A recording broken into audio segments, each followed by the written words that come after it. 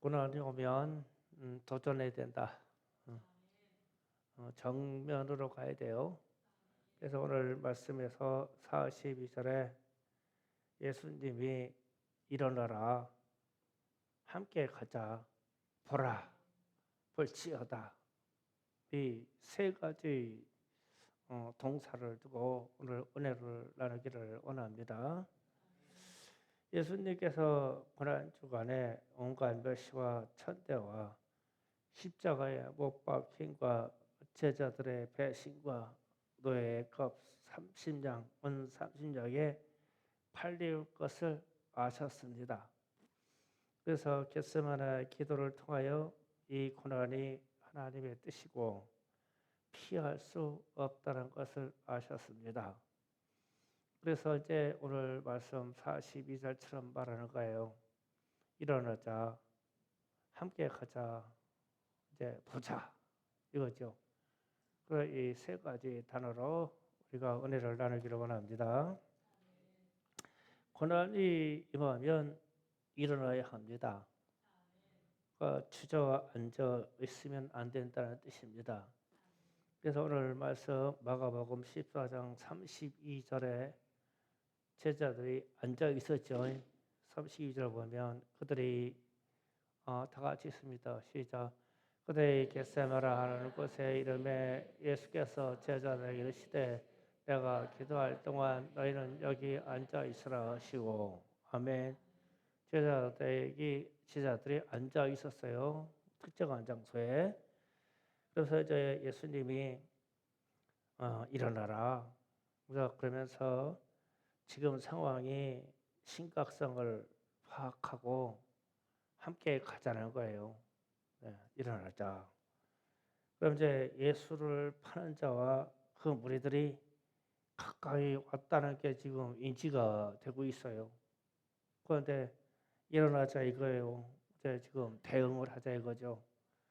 그러면 심각한 어려움에 닥치면 일어나야 되고 일어나서 소리쳐야 됩니다.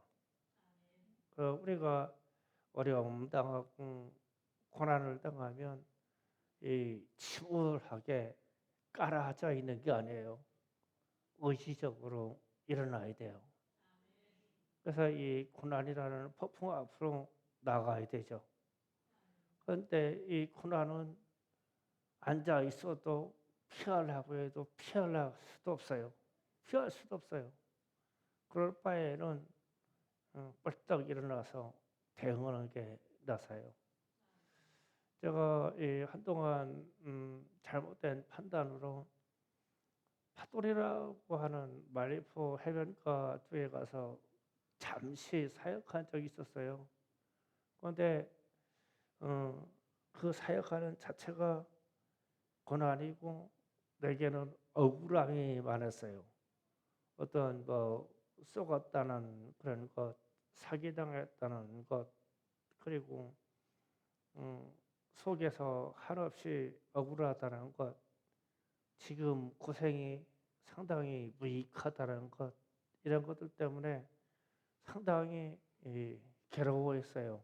그런데 그래서 이제 어느 날 밤 저녁에 한 10시도 밤 10시도 훌쩍 넘은 것 같아요. 넘었는데 그 바닷가 앞에 염전이 있었어요. 염전. 그러니까 이제 염전이라고 하는 이 구조가 멀고 넓고 길어요. 그래서 이제 그 염전 한가운데로 갔어요. 한가운데로 가가지고 염전 하천 바닥에 서가지고 여기서 기도하자. 참 좋아요. 아무리 소리 질러도 막 멀어서 찾으러 올 사람도 없어. 막 바닷가 염전 가운데니까. 그리고 막 내 목소리로 아무리 크게 해도 들을 만한 민가도 멀어. 무지 멀어. 이제 거기서 억울하고 이 고난스러운 것 때문에 이 기도를 하는데 부르짖어 기도했어요. 서서 일어서서. 그런데 이제 주의 성령이 오셔서 이 기도하는 것을 얼마나 강렬하게 붙잡아 주는지 막 어쨌든 막 힘을 줘가지고 막 이 기도를 한참 했는데 이 몸이 막 기도하면서 막 힘을 주고 진동하니까 나중에 알았는데 발목부터 자꾸 땅 속으로 들어가는 거예요 이게. 내가 막 힘주고 막 흔들으니까 볼 그 밑에가 겉은 딱딱했는데 밑에가 뻘창이었더라고요. 발이 푹 빠지는 거예요. 그래가지고 나중에 어떤 느낌이 허벅다리 무릎 지나서 허벅다리를 지나서 빠졌다고 하는데 그때서 감각이 오는 거예요. 오, 상당히 깊이 빠졌네. 그래가지고 기도를 그 보니까 이 사방 그 딱딱했던 이 그 염전 바닥 땅이 막 얼마나 막 뛰면서 막 기도에 나지 이게 녹아가지고 내 발이 점점 빠져 들어가가지고 하체가 거진 다 묻혔어. 그래서 막 그런데 특정적인 것이 부르짖어서 막 일어서서 그러니까 막 그렇게 기도했어요. 그런데 그날 밤에 잠깐 잠들었는데 하나님께서 어, 천상의 일을 천상의 일을 꿈속에서 보여주시더라고요. 그래서 이 천상에서 일어나는 일을 봤는데 나하고 관계돼 있던 그 사람들의 조상이 천국에 있는 거예요. 그분의 조상이 천국에 있어요. 그런데 나의 조상은 천국에 한 명도 없는 거예요. 그러니까 천국에 있는 그분의 선조들이 나를 억울하게 하고 아프게 한 그분을 위해서 얼마나 증거하고 기도하는지 주님이 가까이 있으니까 그분의 기도를 듣는 거예요. 그런데 지상에 있는 일어서서 기도하는 나의 기도도 주님이 들으셨는데 이분의 기도를 먼저 연락하는 거예요. 나는 그 다음이고 무슨 억울했죠. 그래가지고 깨어났어. 깨어나가지고 아 나도 저렇게 믿음의 조상이 돼야 되는 거구나. 그래서 뭐 믿음의 계보가 3대, 4대 그러면요. 그 조상들이 그 후손을 위해서 주님 옆에서 얼마나 기도하고 자손을 보살피는지 몰라요. 그 천상의 일을 제가 그것을 봤어요.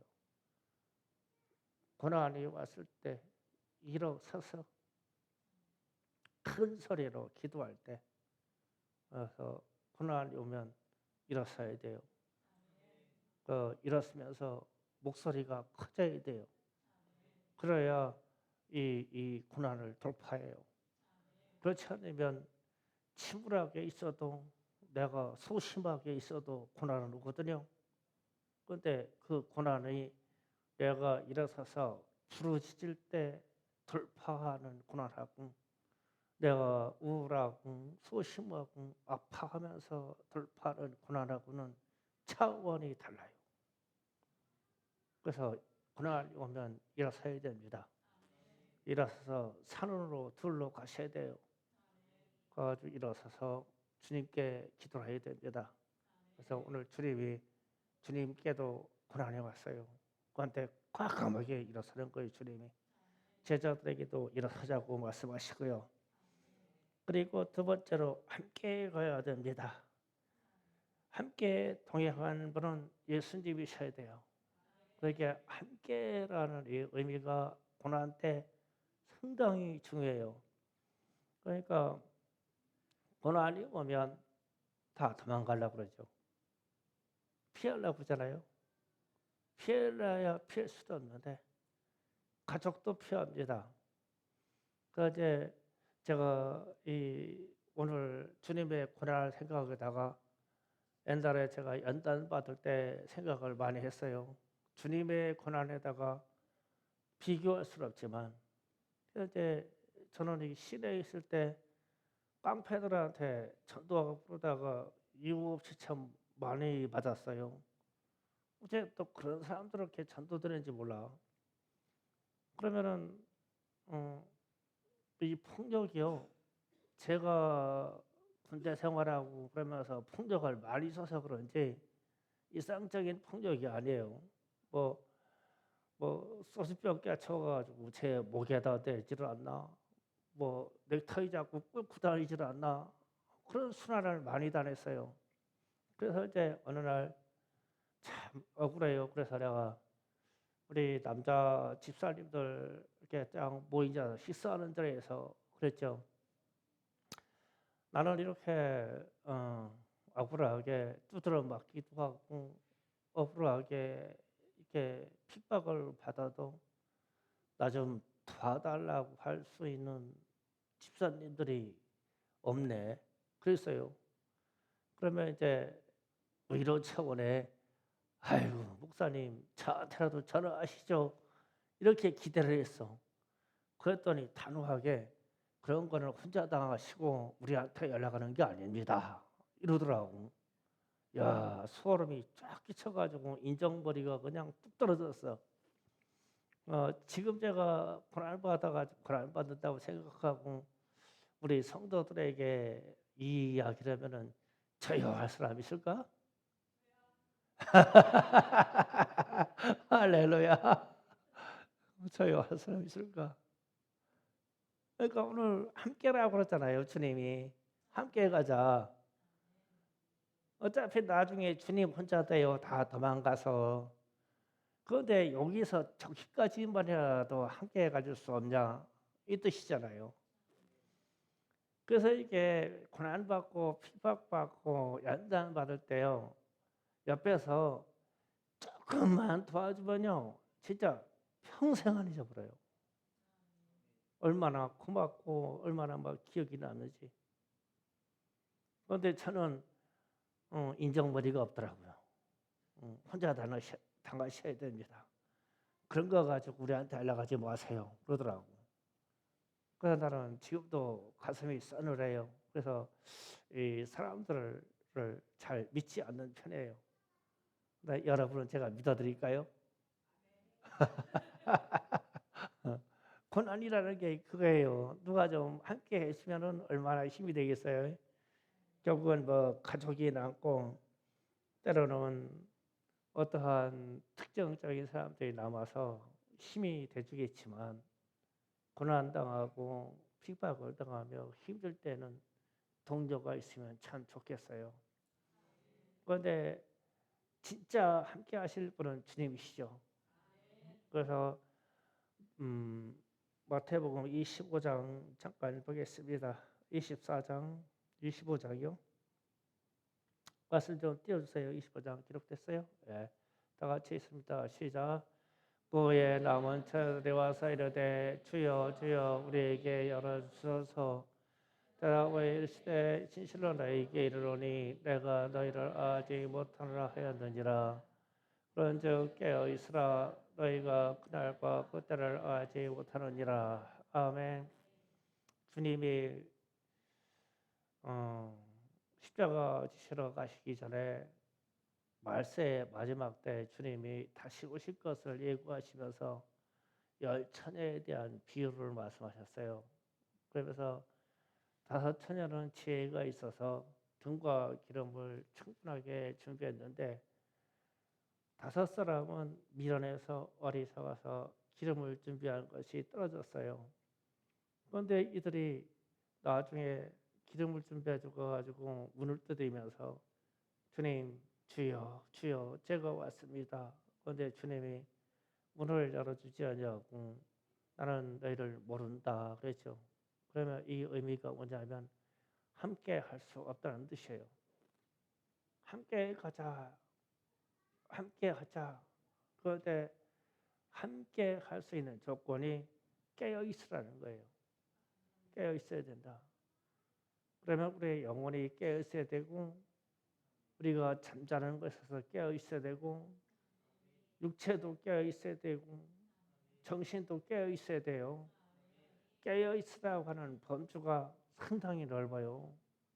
깨어 있어야 돼요. 정신 차리라는 얘기예요. 그래야 주님이 재림을 오셨을 때 주님과 함께 할 수가 있어요. 그래서 그렇게 해서 주님과 함께 가는 거죠.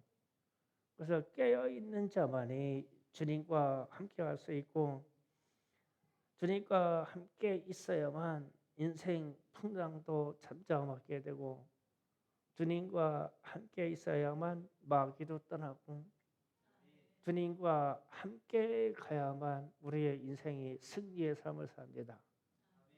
주님과 함께 해야 돼요. 주님도 제자들과 함께 하기를 원했어요. 주변에 힘든 사람이 있고 고난받는 사람들이 있으니까 함께 해주려고 해야 돼요. 어려운 사람일수록 함께 해주려고 옆에서 보살펴야 됩니다. 그게 고난을 통과하는 비밀이고 비법입니다. 그 다음에 세 번째로 주님이 말씀하십니다. 보라 볼지어다 그랬습니다. 그러면 고난을 정면으로 맞서야 한다는 뜻이 됩니다. 그러면 고난을 회피하는 것이 아니라 맞서가자 이거죠.